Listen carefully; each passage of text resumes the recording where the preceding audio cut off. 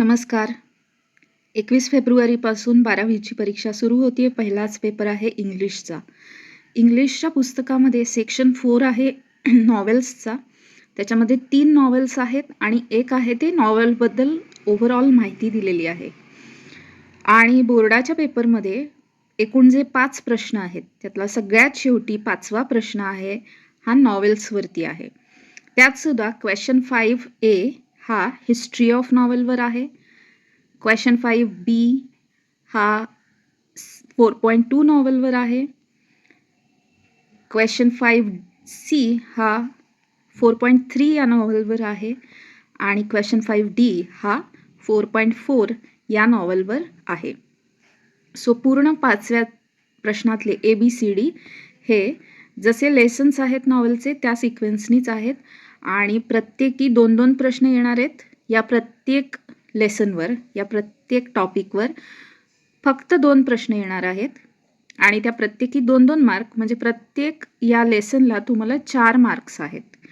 आणि याच्यासाठी कोणताही पॅसेज, कोणतीही लिंक तिथे असणार नाही. तर पूर्णपणे तुम्ही जे पाठांतर केलंय, जे काही तुम्हाला समजलंय, त्या आधारावरती तुम्हाला नॉवेलचे सगळे प्रश्न लिहायचे आहेत. त्यापैकी जे पहिलं आहे क्वेश्चन 5A म्हणजेच 4.1 हिस्ट्री ऑफ नॉवेल. आता मुळात नॉवेल म्हणजे कादंबरी. तर त्या कधी सुरू झाली कादंबरी हा प्रकार आणि त्याच्यामध्ये काय काय प्रकार असतात, त्याचे कोणते कोणते घटक असतात, हे सगळं 4.1 मध्ये आहे. आणि याच्यावर येणारा क्वेश्चन 5A हा ऑब्जेक्टिव्ह असतो. म्हणजेच याच्यामध्ये तुम्हाला जोड्या जुळवा, चूक की बरोबर, गाळलेल्या जागी योग्य शब्द लिहा किंवा 4 नावं दिली आहेत, त्यातलं गटात न बसणारा शब्द ओळखा, असेच सगळे प्रश्न हिस्ट्री ऑफ नॉवेलवरती येत असतात. हे सगळं मी मुद्दाम मराठीत सांगतेय कारण या व्हिडिओचा टार्गेट ऑडियन्स आहे की ज्यांना मराठीमध्ये जास्त कम्फर्टेबल आहे हे समजणं. पूर्ण पेपर इंग्लिशमध्येच लिहायचं आहे आपल्याला, तरीसुद्धा तुम्हाला समजावं म्हणून मी हे मराठीत थोडक्यात तुम्हाला सांगतेय. आता याच्यासाठी तुम्ही थोडंसं लेसन पुस्तकामधलं सुद्धा जर तुम्ही पूर्ण महत्त्वाची नावं पाठ केलीत, पहिल्या लेसनच्या खाली असलेले प्रश्न सोडवलेत, तरीसुद्धा तुम्हाला थोडा अंदाज येऊ शकेल. थोडक्यात करायचे आपल्याला, हार्डवर्क सोबत स्मार्ट वर्क करायचे आणि त्यामुळे प्रत्येक समजा नॉवेल्सचे प्रकार आहेत, तर ते प्रकार जेवढे काही आहेत त्याचे फक्त एक एक अर्थाचा शब्द लक्षात ठेवा. त्याच्यावरून सुद्धा तुम्हाला उत्तरं लिहिण्याचं एक लॉजिक लावता येऊ शकतं.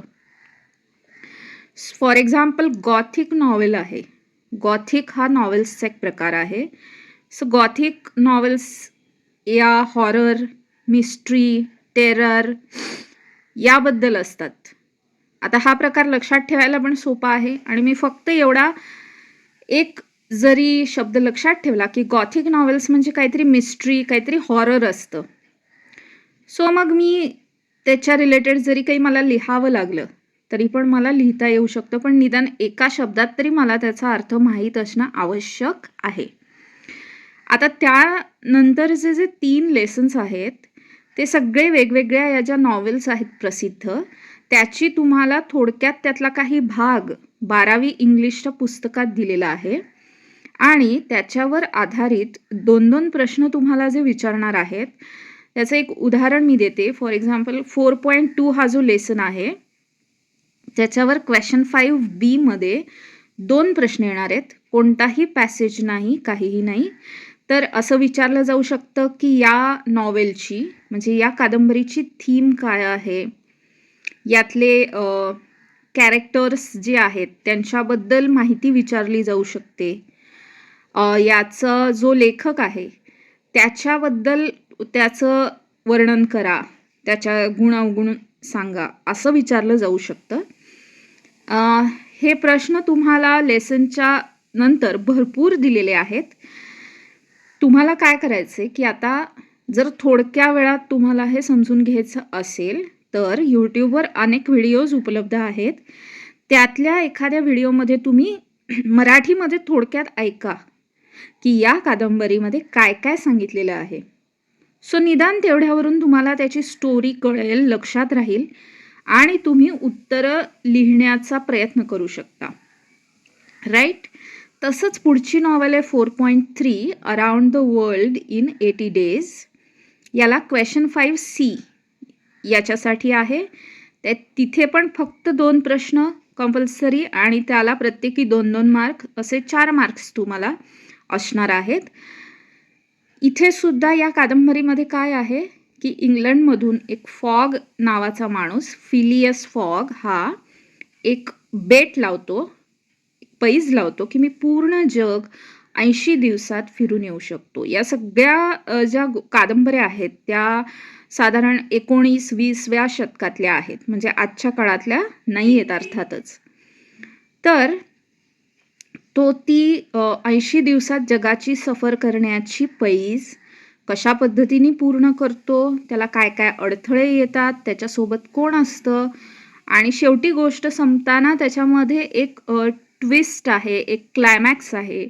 म्हणजे त्याला वाटलेलं असतं की आपण ही पैज हरलेलो आहोत, पण ॲक्च्युली तो एक दिवस आधी पोचलेला असतो लंडनमध्ये आणि तो पैज शेवटी जिंकतो. मग यातलं तुम्हाला फिलियस फॉगबद्दल लिहा, त्याला काय अडथळे आले त्याबद्दल लिहा. तो प्रवास करताना भारतात पण आलेला असतो आणि तिथे त्याला आवडा म्हणून एक, आवडाबाई म्हणते मी तिला, ती भेटलेली असते. तर मग त्याला ती कशी भेटली, मग पुढे त्यांनी लग्न केलं, याबद्दलचे प्रश्न विचारले जाऊ शकतात. किंवा त्यामध्ये खूप साऱ्या ठिकाणांची नावं आलेली आहेत, मग ते या जागेचं महत्त्व सांगा, या शहराचं या कादंबरीत काय महत्त्व आहे ते सांगा, असे प्रश्न याबद्दल येत असतात. सो याच्यात तुम्ही महत्त्वाची नावं लक्षात ठेवा आणि एकदा स्टोरी तुम्ही पूर्ण व्यवस्थित ऐका. आणि नुसती स्टोरी जरी आपल्याला नीट माहिती असेल, त्यातली नावं ओळखीची असतील, तरीसुद्धा आपल्याला उत्तरं लिहिण्याचं थोडंसं एक शक्यता असते. आता त्यानंतर चौथी जी नॉवेल आहे द साइन ऑफ 4, याच्यामध्ये पण भारताचा संदर्भ आहे, जसं की जी आधीची नॉवेल आहे त्यामध्ये आहे. तर ही पण एक मिस्ट्री आहे, याच्यामध्ये रहस्य आहे. आणि शेरलॉक होम्स नावाचं डिटेक्टिव्ह तुम्हाला जर कदाचित माहीत असेल, कारण अनेक मराठी भाषांतरित पण पुस्तकं आहेत. तर काल्पनिक हा जो डिटेक्टिव्ह होता तो त्या एका मेरी नावाच्या मुलीला कशी मदत करतो, तिला जे एक रहस्य असतं, तिला जे एक पत्र आलेलं असतं, त्याचा सगळा उलगडा कसा होतो हे या साइन ऑफ 4 या कादंबरीमध्ये आहे. मी या कादंबरीचा व्हिडिओ मुख्यत्वे करणार आहे, कारण याच्यामध्ये खूप सारी जी नावं आहेत, ठिकाणं आहेत, त्यांची एकमेकांशी काय रिलेशन्स आहेत, हे लक्षात ठेवणं तुम्हाला त्या व्हिडिओमुळे सोपं जाईल. तर इथेही तुम्ही यूट्यूबवर अनेक व्हिडिओज ऑलरेडी उपलब्ध आहेत चांगले, तर तुम्ही गोष्टही ऐकून घ्या. मी हे सगळं त्या विद्यार्थ्यांसाठी सांगते की ज्यांना आता हातामध्ये एकच दिवस आहे आणि नक्की हा नॉवेलचा प्रकार बोर्डामध्ये कशा पद्धतीने येणार आहे, त्याला किती मार्क्स आहेत, मी कसे तयारी करू. तर तुम्हाला या सगळ्याची गोष्ट माहिती पाहिजे नॉवेल्सची. ती मराठीत ऐकली तरीही चालेल किंवा मराठीमध्ये त्याचं भाषांतर वाचलं तरीही चालेल थोडक्यात. आणि मी म्हणेन की एक ॲटलिस्ट 2-2 प्रश्न जरा पाठ करा. आणि मग आता जे कोणते प्रश्न येतील, म्हणजे खरं तर प्रत्येक या नॉवेलवरती, म्हणजे स्पेशली 4.2, 4.3 आणि 4.4 याच्यावरती प्रत्येकी एक निदान 8 ते 10 प्रश्न आपण पाठ केले पाहिजेत.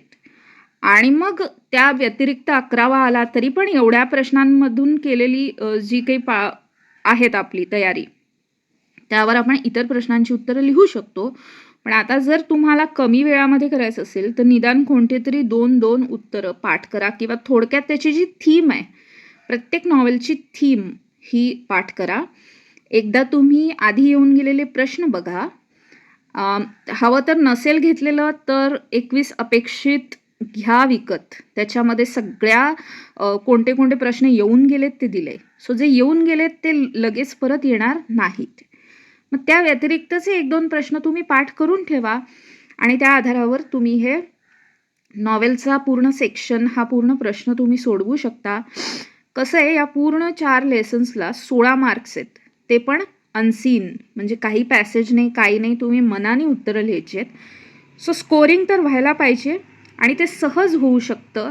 तुम्ही प्रत्येक नॉव्हेलला आत्तासुद्धा 1-1 तास जर दिलात, तरीसुद्धा तुम्ही परीक्षेच्या दिवशी हे व्यवस्थित याची उत्तरं लिहून तुम्हाला याचे चांगले मार्क्स मिळू शकतात. सो आता मी जो पुढचा द साइन ऑफ 4 या नॉव्हेलचा व्हिडिओ करणार आहे, तो नक्की बघा and wish you all the best.